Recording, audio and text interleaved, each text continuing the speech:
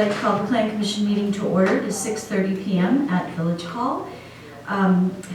It looks like all Plan Commissioners are here. And has this meeting been publicly noticed? It has been noticed. The only ones I will say that we are missing is Trustee Carpenter and Barbara Kylie Miller. Otherwise, everyone else is accounted for. Confirm.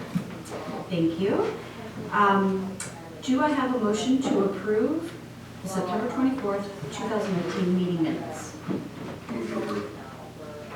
There's a motion by Commissioner Kudo, seconded by Commissioner Hansman. Any further discussion? Okay. All those in favor say aye. Aye. Any opposed?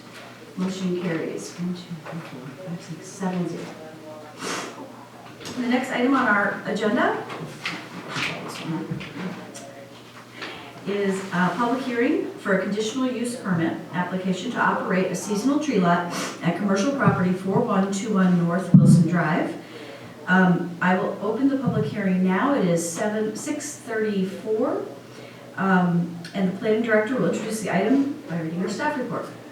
Thank you, President Rosick. I'll just read the project and parcel overview and the plan of operations. The rest of it is standard information that you've all heard in the past. So since at least 2010, the Village of Shorewood has allowed the sale of trees and holiday accessories within the parking lot B of River Park Municipal Parking Lot. Most recently, these sales were permitted by an agreement between the Village Board and Ideal Property Management. That agreement was made on November 2nd, 2015 and lasted through December 28, 2017. In 2018, the Village Board extended that agreement for 1 year to align with the previously granted conditional use and allow for a test of compatibility with its recently enacted snow dumping practices at In-Lot C. On October 25, 2016, the Plan Commission approved the sale of such items as a conditional use, interpreting the request as an unclassified atypical temporary use. Their approval was granted through the end of 2018. In October 2019, Rick Dassow, doing business as Ideal Property Management, approached the village to once again sell trees and holiday accessories seasonally within the village. This request was received during larger discussions between the Village Board and the Human Relations Commission pertaining to the display of seasonal decorations on village property. Without a known resolution to that discussion, the village manager requested the Planning and Development Director reach out to the applicant to see if an alternate site could be considered, suggesting the former North Shore Bank or the North Shore American Legion Post or North Shore Bank office building. These alternate sites would not require Village Board approval, but would still require Plan Commission approval of the temporary use. Mr. Dassow researched the two options and ultimately opted to apply for the temporary sales within the parking lot at the former North Shore American Legion Post at 4121 North Wilson Drive. The previous allowance of the temporary tree and decoration sales were approved by the Plan Commission through a conditional use permit as an unclassified use similar to a permitted use per 53510B. The site is zoned B3, which permits retail sales or retail uses such as florists and specialty retail stores. Their approval is also in conjunction with 53510C2, which states that persons may apply to the Plan Commission for a temporary use in any district, provided that such uses are of temporary nature, do not involve the erection of substantial structure, and are compatible with the neighboring uses. Proposed operations. Mr. Dassow has submitted the attached plan of operations, which details his desire to begin setup of the operation on Wednesday, November 13th, with sales to start on Thursday, November 21st. The lot will be open 7 days a week from 9 a.m. to 9 p.m. through Monday, December 23rd. The site will be cleared and cleaned by Thursday, December 26th. During operations, a construction trailer will be placed on site to act as an office. A porta potty would also be on site. The building will not be utilized. Snow fencing would be installed to delineate the perimeter of the inventory display area. Many fluorescent lights would be strung and holiday music would be played. Neither are expected, nor would they be allowed to disturb neighboring properties. The Village of Shorewood Police Department currently accesses 8 parking spaces, including its only ADA compliant stall through this parking lot. They have noted that losing access to those spaces, both from an operations standpoint and a snow clearance standpoint, would not be acceptable. As a result, the proposed layout of the tree lot includes an access aisle along the east and south of the property. This aisle may also be used for customer parking and pickup. Thank you. I have a few questions, but wait. We're going to do the public hearing first. Is there anybody here from the public that has a question or comment they'd like to share with us tonight? Nope. Well, If you want to. yes, I'm the owner of Ideal. Welcome. Thank State you. your name and your address, please. My name is Rick Dassow, the owner of Ideal Property Management. So we hastily had to find another resource to since all the materials and trees are ordered for this location, and the sales have really enjoyed the sales at Spectre Park. But in all reality, this is a very condensed, off the beaten path location for us. You know, probably regrettably, this would be, you know, with no other locations in the village, I would have to guess that this is our last year. Just with the dilemma we're finding of private space. Did North Shore Bank say no? Correct. So, it's gonna work, it's gonna have to work, it's, unfortunately, it'll probably be the last year. Thank you. Does anyone have any questions for Mr. Dessa? No. Is there any other comments from the public that want to be made? If not, I will close the public hearing. It is 7:38. 6:38, sorry. And I will open it up to, are we at 5B? Consideration of the conditional use permit application to operate a seasonal tree lot at commercial property 4121 North Wilson Drive. Anybody have any questions or discussion? I do. So I agree with the applicant. I think that Spectre Park is probably the best opportunity to sell the holiday trees. My question is, at the last board meeting, we heard that next year, is it next year that MSD is going to start staging for road construction? Yeah, I don't know the full scope of where they're going to be doing that, but that for the Edgewood project, there would be interference with the park owner. I don't know the full scope of that though. Is it 2020 or 2021? I know the road, I believe, is 2021, but they might be doing Staging. sewer improvements and stuff next year. I Can we find that out? 'Cause Yeah. I think right now, per the last board meeting, the holiday decor was referred back to, the policy was referred back to committee. I don't expect that it's going to come to the board anytime quickly. And so if it doesn't, you know, if we don't ban holiday decorations in our public spaces, then I would assume that the operator would be allowed to, again, pull a permit or come to us for conditional use. I'm just worried about, just so he has knowledge that there is going to be staging by MSD, that we're not even going to get to dump snow there for a year or two. So if you can just communicate back to the applicant. Yes. And my last question was, the police station, just to be consistent, I know the village manager said no because of the pending policy, but isn't the police station public property So he's not on the police station. Okay. The property, the parking spaces for the police station are accessed through this parking lot, so he's not actually on the do we police lease station it, lot. do we own it? I thought there was some agreement on that parking lot. There's an access and maintenance agreement, but there's no ownership For rights to the village. It's just that we can drive through to get to that, but it is private property. Okay, I didn't realize that. Okay, yeah, because I think they're looking to develop that site, so picture may not be available. So if you can just get the information to them, that's all I have. Any further questions or discussion? Yes, Commissioner Dan. So was it at the board level, and this coming somewhere else, was it the risk that the board was going to decide selling trees was a prohibited activity? So the HRC, our Human Relations Commission, was referred by the village board the opportunity to recommend to us a policy on allowing or not allowing holiday decorations or religious holiday decorations on public property. So either get a permit process or don't allow any. And so that came to us with a recommendation to not allow Christmas trees this year. And so the board wasn't ready yet. They've referred it back to a standing committee. So my guess is either there will be a permit process established so that people can pull a permit on holidays and put decorations up and sell trees and play holiday music, or not. But that should be decided within the next year. And I can clarify a little bit of the potential discrepancy of, because the board ultimately did not decide, they referred back to committee. However, a conditional use does require to be published in the paper twice. And just based on the timing that we had, it was either apply for a site that wouldn't be affected by that decision or apply for one that could have been affected by it and then null and void. So at that time, I spoke to the village manager, and it was her direction to ask if the applicant could apply elsewhere, believing that the conflict of that decision would impact the ability for us to actually post the required notifications for a different site. So unfortunately, however, they deferred that decision, but had that decision been made and he applied for that site, it wouldn't have been able to go through. So there was a timing issue. And so in speaking with the applicant, I noted that next year perhaps he should come to us earlier in the year, in June or July. Having gotten it in October, we didn't really have a lot of time to pivot on any, decisions on those. So it is what it is, and that's what it came out to be because the board did refer it back. There is no formal policy at this time. Perhaps by next year there will be one and be more clear, and then we can work with the applicant to see if a different site or if River Park is back in play. So it's my understanding if there was not a posting issue, meaning you needed to post a certain amount of days, it's fine, the village would allow it right now because there's nothing that says it's prohibited.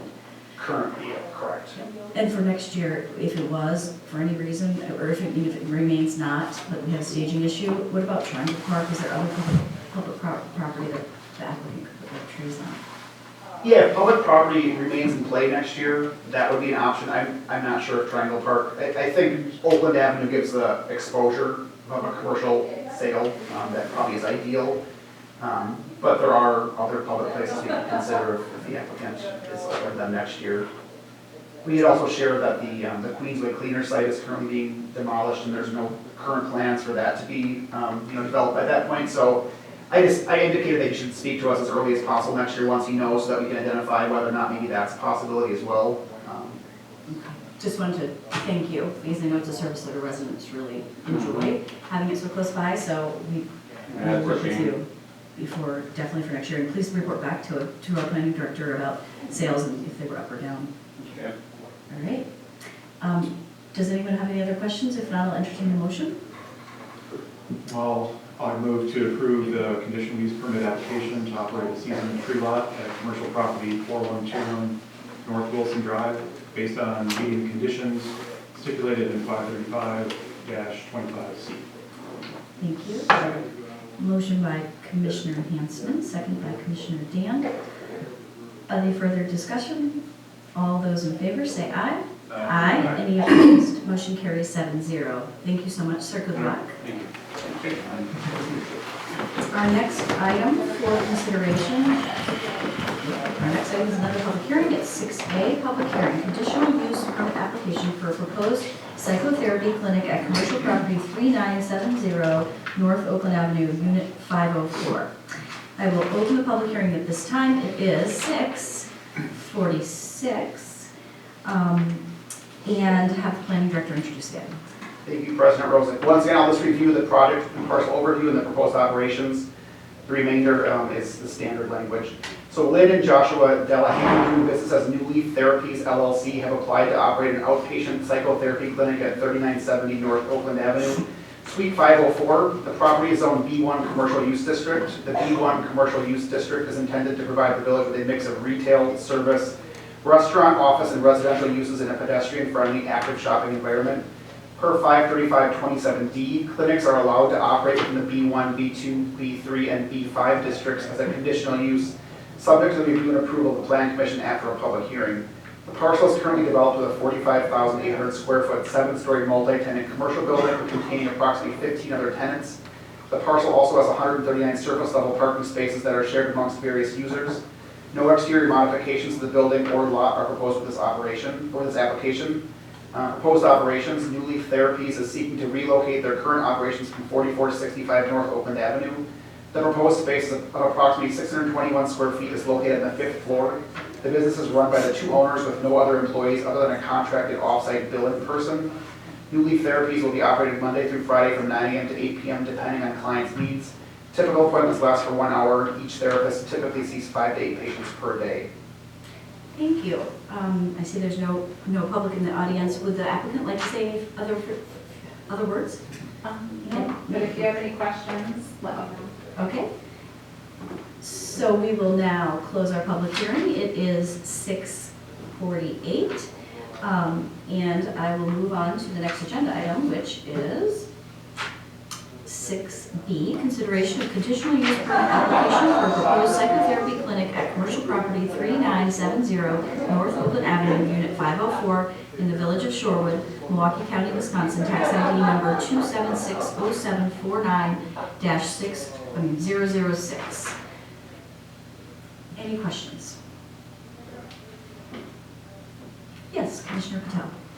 I feel like we had this before, I'm not this particular applicant, but we had this similar discussion about another therapist or another, another one using that same building and space. Like, at what point, like, do we sort of keep track of how many people in that space or in that building have been given this conditional use permit? So that, at some point, we keep giving them out and we don't keep track of like how many have gotten an exception.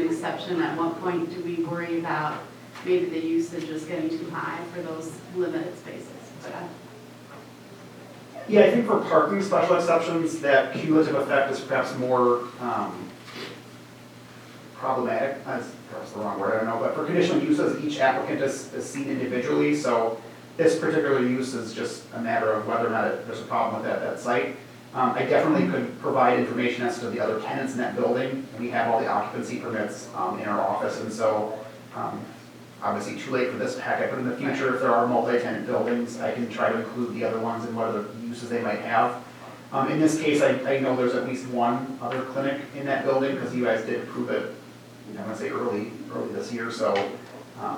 But I do think this application stands on its own, but in the future I can definitely try to provide more information on uses within the same building if that would impact the decision as to whether or not the intensification is problematic, if that helps. That's a great question, because it would be, the issue would be intensification, right? If we thought that was, most conditional uses are conditional because you think, well, there's different reasons. One could be because the use isn't preferred, but most of the time it's just in which location. Correct, so they indicate 5 to 8 patients a day, but if there's 50 people doing that same thing, then the use is more intensified. I can say that there are not that many other users in this building right now, and I don't know if you have a better estimation of the other clients in the building, but I know there's at least one other therapy. Yeah, they're actually, they're on the same floor. They're starting to become friends. So, yeah, I met one of the women and she was telling me about the building. But in the lower North Shore Bank has obviously moved out. There is, I believe, like an occupational or some orthopedic. Yep. Thank you. And then I'm trying to think. There's, I believe, several dentists in the building. I don't really know who else is there. That was kind of just my, For conditional uses, I mean, I'm pretty new here.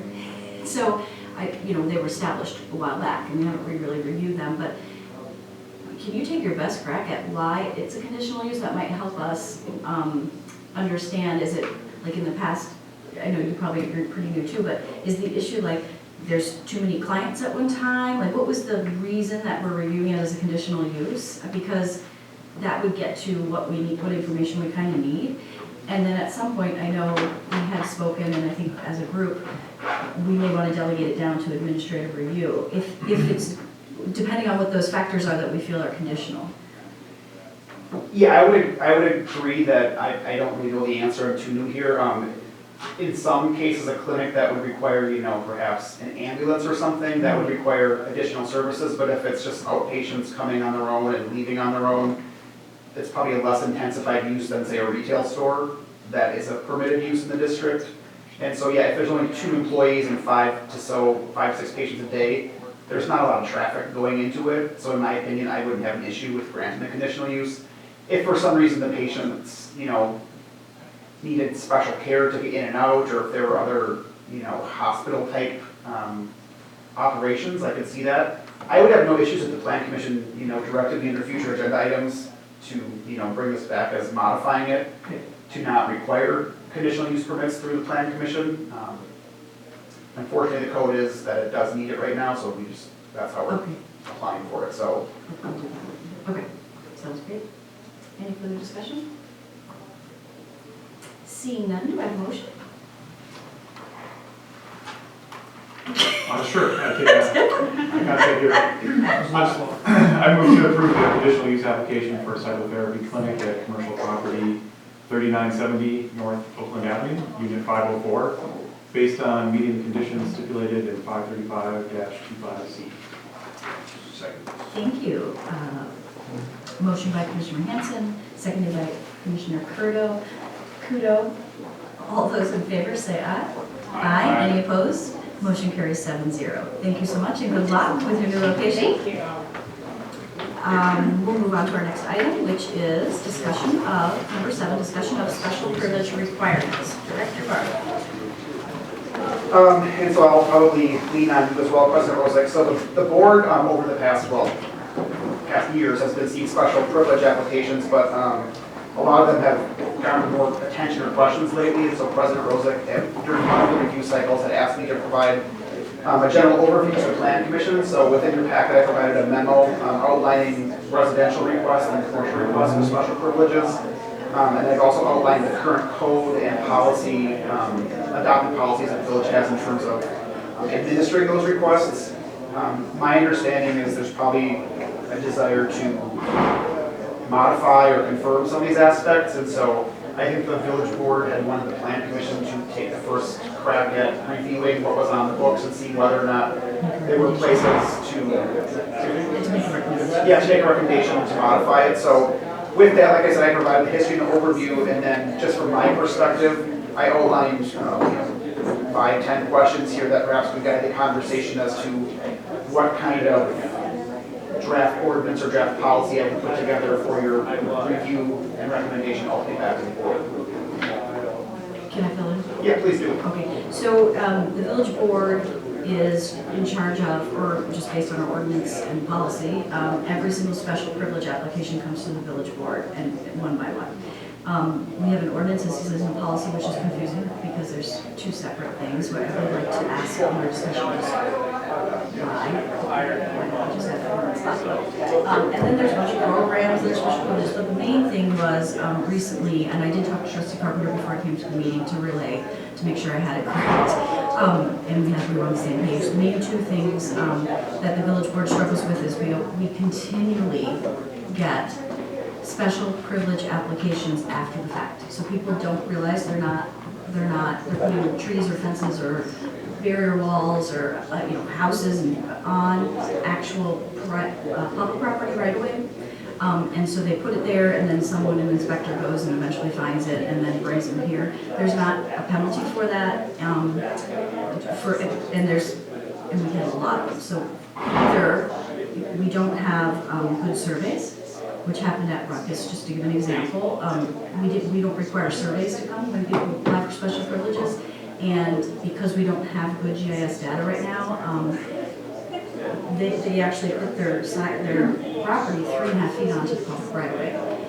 And so we found that out after the fact, and so did they. It was nobody's fault, but it was because we don't require a survey. Most municipalities require private property to give you a survey when you apply for a special privilege in the right of way, so you know exactly where your property line is. It would be very helpful for the village to have that because it would help GIS also be updated.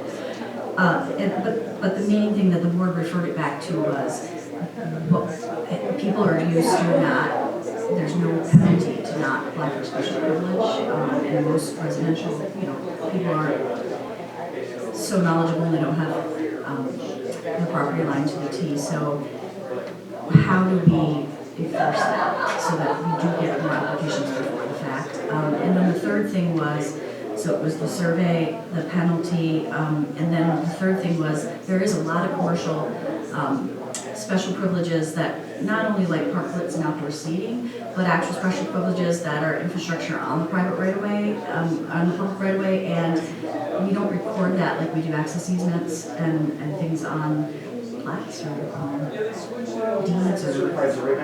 Yeah, and so for commercial properties in the memo, you'll see that the director is asking, is that something that we would do? And I don't know if other municipalities do that, so if you could give us an update on that. But it would be beneficial if it's large, if it's a special privilege and it's something that's large and more permanent in nature, like in commercial properties, so that we know it's there and it's important.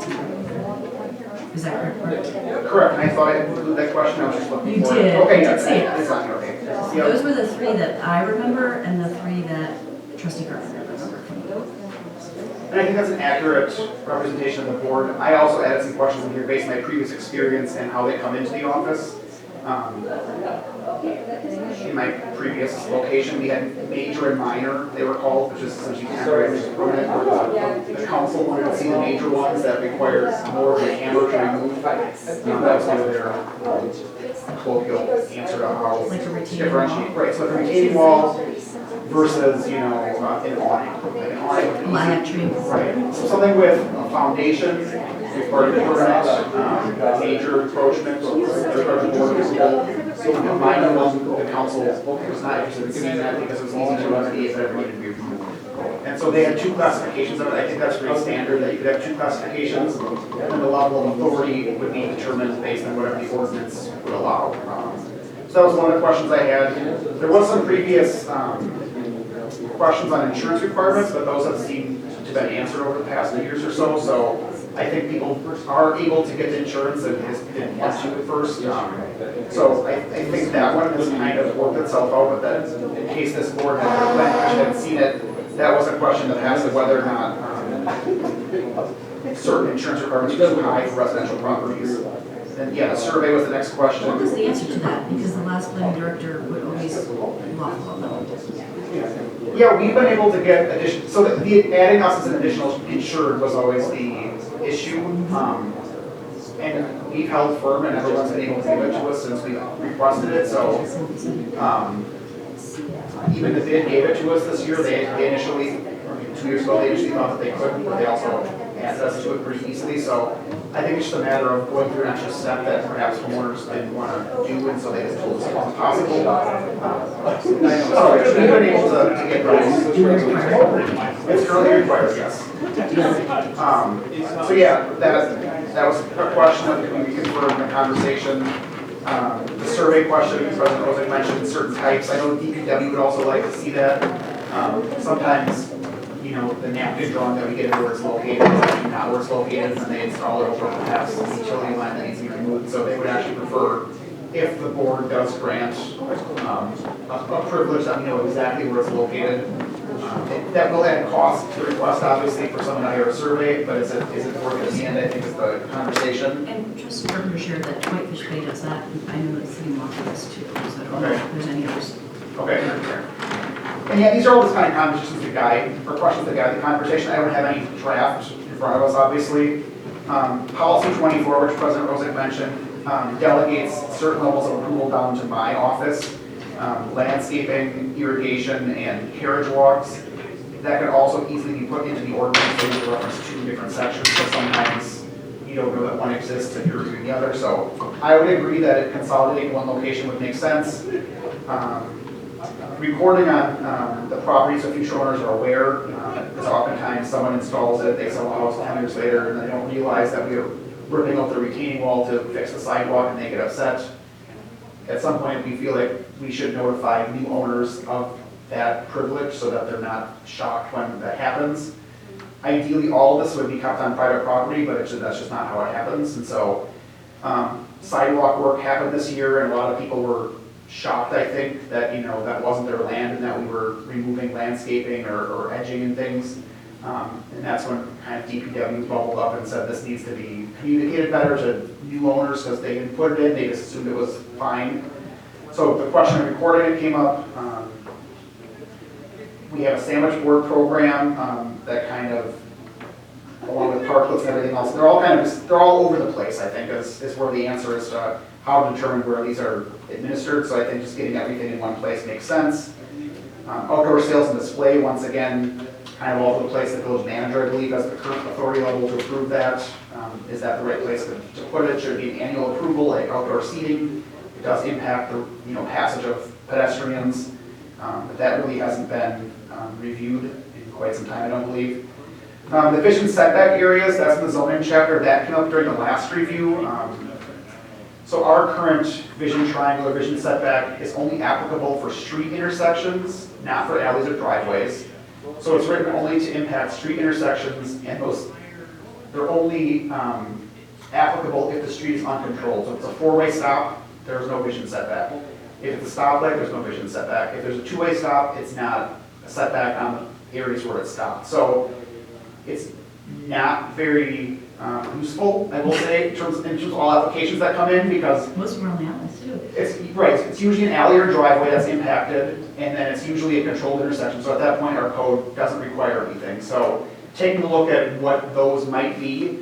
Now, I will say in a dense community like Shorewood, it's going to be difficult to administer that, like a fence along the alley that typically is higher because people want privacy in their backyard, but if it cuts to the corner where a sidewalk is, should safety, override the desire for privacy in the backyard, it'll be a question that we'll have to answer. But currently, a 6-foot fence in the backyard up to the property line is not a problem. If we would change the vision setback area to say nothing over 3 feet, which is pretty typical, that will impact those corner properties. Maybe to exempt fences, I don't know how you do it, but Could they be grandfathered? yeah, anything existing would be grandfathered if it's got the permits, right? So if it was done with permits under the previous system, they're grandfathered. And so moving forward, this would be a discussion of how to administer those. Do you mean a special privilege or do you mean a permit? Oh, no, because it would be a permit. It's a special Allowed privilege. Yeah. At that time. The Okay. fence is allowed, correct. Okay, The so vision setback area is the question. And then lastly, like President Rosick mentioned, to confirm that property owner should be charged the triple permit fee for an after-the-fact installation. I honestly think you could implement that right now. We haven't in the past. But it is in the village fee schedule that work without a permit is assessed at triple fees. A special privilege is a permit, so I don't know that I need much more direction on that, but it came up in the conversation with the board, so unless for some reason the plan commissioner board feels otherwise, we're going to be starting that immediately. So we don't currently do it, but. We had not been doing It's it very- in the past, correct? And whether or not that's the appropriate amount, I guess is a good question, but that I think could be, taken on right now, so. Yes. I just have a question, if it's, if this is something that people were just unaware of, and I know we've got all these initiatives to make people aware, do we want to charge people triple if they were unaware? Do we want to point it out and give them the opportunity to correct it? I'm just saying, it'd be great for us to get some extra fees, but. That's a great question. So I think the question is, they didn't pay the special privilege fee to begin with, correct? Because they didn't apply for it. Is there a fee? When it gets to the board, they have applied for it, but they've only been charged the actual permit fee. So they have. Oh, I see. Okay, so then but they've not in the past, so by the time you find it out, your inspector goes out. So there is, if you read the memo, DPW does have costs associated with special privileges, and I'm assuming that inspectors, if they're going to find it, there's a cost associated to that. So that's something to consider if you want a fee, other than just the application. It's really hard to determine if they knew. That's the problem when it gets to the board, and I think that's what we're struggling with, because everyone's gonna say they did it. I'm not saying like no, And I know what you're talking about. a grace period now, like publicizes, hey, we've had this issue. If you come clean and you come and get your permit and pay your fee, you're fine. But after this Oh, I date, see what you're saying. we're doing triple. I'm just saying, like, I had You no got clue this. 90 days, and then we assess the triple fees, that's smart. Like an amnesty day. Right. Right, to encourage people to Yeah, come like, do if you it. have one at home, you've got 90 days to perfect No, it. because if it's triple right away, you're better off just rolling the dice and leaving it sit for a while and hoping it never comes up. I understand what you're saying, Commissioner Patel. Well, I think, I would say, rather than major or minor, I would make a distinction between commercial properties and residents.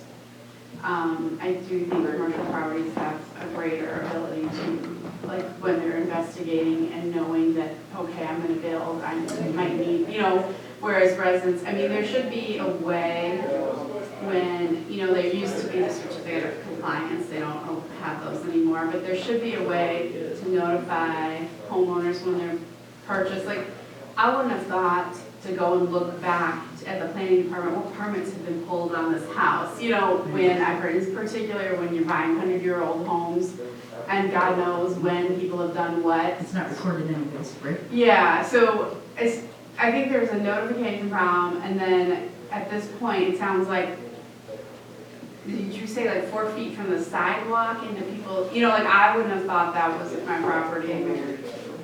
you know? Well, they vary, that's why you need a. Right, so, yeah, I mean, like, I think, like, when you look at something, you know what I'm saying? Like, when I look at my home, it seems obvious to me where this must be mine, and this must be. I understand.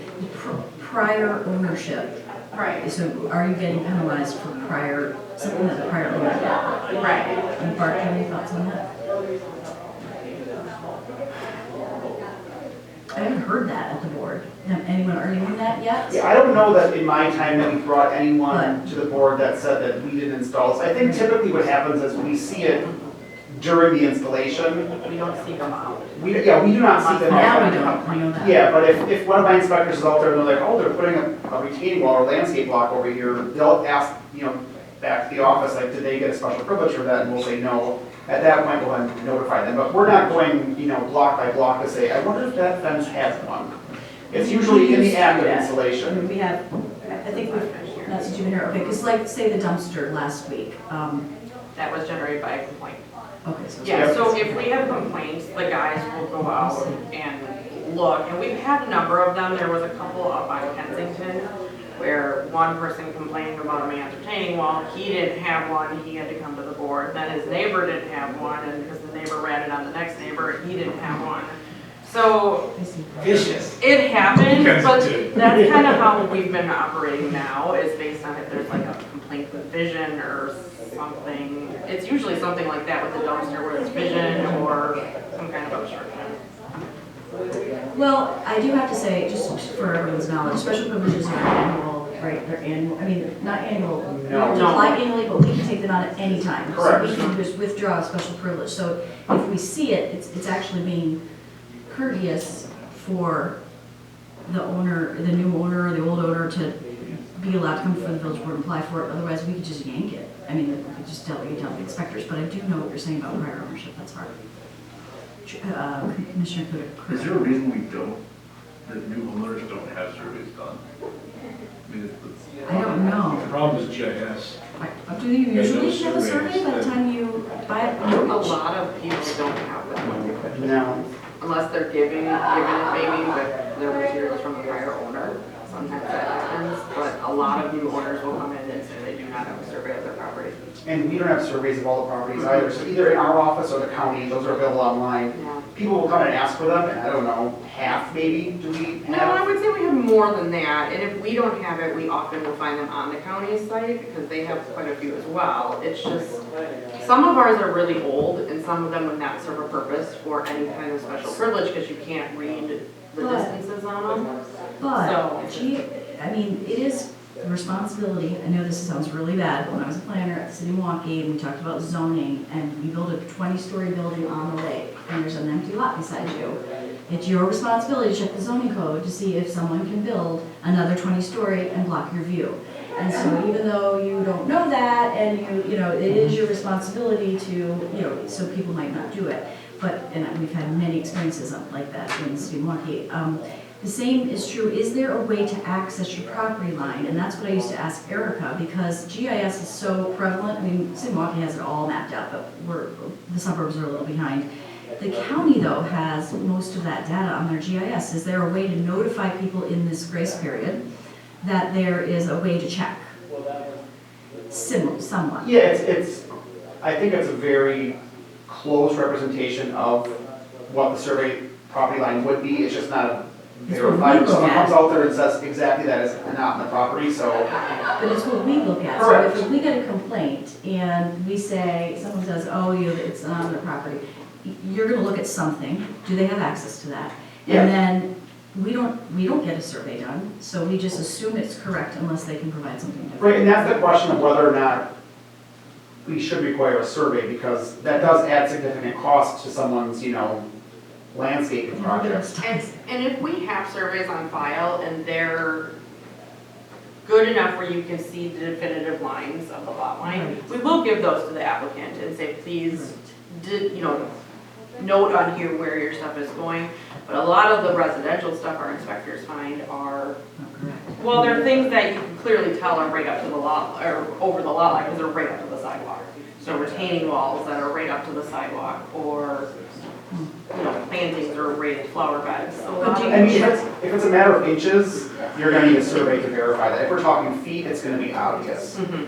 So at what point requiring a survey makes sense is a good question. And maybe it's for commercial properties, we always require a survey. Maybe it's for certain types of projects, we require a survey. So Commissioner Patel mentioned, difference, for my thinking, because I'm aware of all the different special privileges out there. A minor special privilege for like trees, residential properties, I don't know that the cost is substantial, like for that landscaping. But as you mentioned, and you classified them differently, but major ones where there's actual construction of retaining wall or a residential construction project, I feel really strongly we would want a survey for that because, and definitely we do already require that commercial, is that what you said? I think we have to keep the door open. It was trustee Maher, trustee Hunt that opened it. We closed their door. You're all gonna get in trouble. I'm gonna get in trouble. Close the My window. attorney. But since Eric did it last, No, it's not locked, the camera's on. Camera's on. It's not locked. That's good. You can walk in. Thank you. Yeah, that is open, so. So do you already require that for all commercial properties, a new survey? A new survey? For a special privilege permit? Yes. No, we have So I not think- required that. And that's the whole, I know we've had issues with, just the Ruckus property because it was a new construction, and then also with the Light Horse at some point, I don't remember exactly what it was, but those to me, as you had mentioned, at least for, absolutely, I've never, ever, where I used to work, seen a commercial property come in without. Yeah, it's usually required as part of the building permitting process. Yeah, I'm not familiar with the ruckus. That seems odd that wouldn't have been identified within that process. And I also think the cornerstone this past year, we identified that they have a little retaining wall to like differentiate the area that's actually on village right of way as well. And so It happens a lot. I think it happens more than we would expect, just because people, once again, they want to maximize the use of their space. Yes. And yeah, they're like, oh yeah, but that's fine, it's, we go up the sidewalk, right? They just assume that they go up the sidewalk, and whether it's a construction issue when they change it in the as-built, or I don't know, but it does happen. I think requiring a survey for a residential project is just too much. It's cost prohibitive. I mean, it's not cheap to get someone out to do a survey. $150. $150. Is there a difference in your mind between like a retaining wall, like a security fence that's 6 foot tall, or a tree? Well, what we do have, I think, I don't want to apply the common sense factor to this, but what is on file is there's probably no block in existence where we don't have a survey on file for one of the houses, and from the right-of-way distance, it's pretty similar across the block. And we do have this map, which I think I included on Is it? page numbers on there, that we've given to people to suggest this is where we believe the setback is from Is your that- sidewalk. But is that correct? That we don't, everybody has a survey on their property? No, not everybody. I'll give you an example. I didn't have a survey of my property, but both my neighbors did. So that was sufficient to look at for the lines on either side, and our lines were identical, from the sidewalk. And if you look on GIS, although it's not accurate to the inch, it's pretty accurate. And so when I went through something with the office here, it's okay, let's look at GIS, let's see where it is. Okay, Yep. if you're feet off, it's one thing. If you're inches off, it's not like it's really affecting the utilities or the. Unless someone complains. Sure, but if it's 4 inches off and somebody complains, is it, at that point, do they want to pay for the survey instead? Surveys aren't that accurate anyway. Right. I'm just saying, I just don't think requiring people to spend the extra when they're putting in, nice little planters or something is going to benefit us. Even if that. Yeah, I don't for planters either. But if it's a retaining wall planter, even if they're putting bricks in there, if they're going to spend $120 on bricks and $150 on a survey, it's like, what are we doing at that point? I totally agree with you. Commissioner Patel. One suggestion is to do a better job of notifying people and say, if you plant trees in this area, you may lose them to that. You know what I mean? And we're if gonna that, fine you. well, I don't know that there needs to be necessarily a fine if the homeowner is aware that this isn't your property. If it's a thing that needs a permit in the first instance, like fencing or something. But if it's like, I'm just thinking like for trees and But they things, do. I don't. They're required to have a special privilege. It just seems like It a is recreation issue. mean, Yeah. why would, you know, we get enough information from the village through any number of, you know, different mediums, you know, whether it's our taxes or, you know, what would preclude us from sending a one-pager saying, generally saying. $4,000 for the mailing? But, I mean, put it That's in, the put it best in, way to get everyone. Yeah. put it in with something else, but I'm saying, you know, put it in with the tax bills that keep showing up every year, so we know we do the mailing. Because I'm pretty sure. Right, tax bill. But at least at that point, if you've sent it out, you've done your due diligence, to then come back and say, amnesty is over, Yes. you know, July 1, 2020. Everything after that is, you have 6 months to come in and get this taken care of. Everything after that is For residential and commercial? however it's decided. But, you know, a 6-month grace period, anything after that is fair game for, you know, removal or a fine or whatever. But this is generally, you know, and if you have a question, if you put something in and you're thinking to yourself, this might be close, you know, then it's on you to go to the village and get it taken care of. Or look on the GIS map and see, right? Well, If we it's put available. things in the Either way. manager As memo. I can just share, we put in the manager's memo after this happened, and I didn't get a single call. We've done it actually multiple times. You also work for, Yeah. and that's why the village board is delegating down. It doesn't sound like you are in opposition to a fee. It's just making sure everyone is notified, you know, visibly notified by mail or whatever, and then an amnesty period, which I think Commissioner Dan had mentioned. I think you two are kind of on the same page, but. Yeah, I'm even looking at this because now that I think of like 100 different examples when I go for a walk of where this is an issue. It is back to that thing where I know some of these, I've lived here a long time, that have existed since I was a kid, you know, that way. And my guess is no one ever did anything. So now that house has changed hands 4 times. Is that person responsible? But it's not a big fee. I mean, as long as we don't do we make a triple fee. Now I'm even thinking, do we even have an amnesty? Do we just, Doing this in the first. Are you talking about From just staff's vaccines? Because I'm perspective, with you on that. from There's staff's different perspective, it came up as an issue with sidewalk replacement this year when DPW and their crews went through and had to notify every other house, like, by the way, we're taking out that, we're taking out this, and they don't replace it. And then then the homeowners come to our department or anyone's department and they're upset because, what do you mean you're taking our landscape? But why does that really matter? It's time and cost for the village. I mean, that's what it boils down to. I mean, because we So want it to be slowed down the courteous. project, it slowed down the project, And and the that's the consultant and homeowners. the, you know, other contractors. Change, I was thinking, you're not gonna change anything that's out there now. But you haven't recorded. I mean, you have we are noted, You don't even have a record of what's out there right now? not if It's we. just there, right? Unless it got approval, which chances are it did not. And another issue with When Public you're Works was saying the the tree tree grinding on Lake Drive. We were contacted by Public Works probably 4 or 5 different times where they were grinding tree stumps and blew through irrigation systems.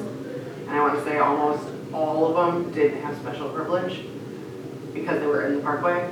We even say that with irrigation, like, it's my dream to have irrigation on my lawn. And I go to talk to Justin and he says, yeah, you can have irrigation on that side, but just know that if we come in and do the sidewalks, it's gonna get ripped up and that's your problem. I mean, it's the first thing that's said. Yeah, but that's the thing of people Unless it's in the not, public right of way, they're saying you need a special privilege.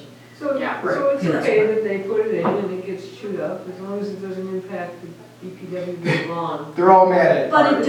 That's what's on here. But the problem is it does. I mean, it is good practice, all municipalities, you know, want to record anything in public right of way. And so it is good practice to do that. It does have additional costs and time.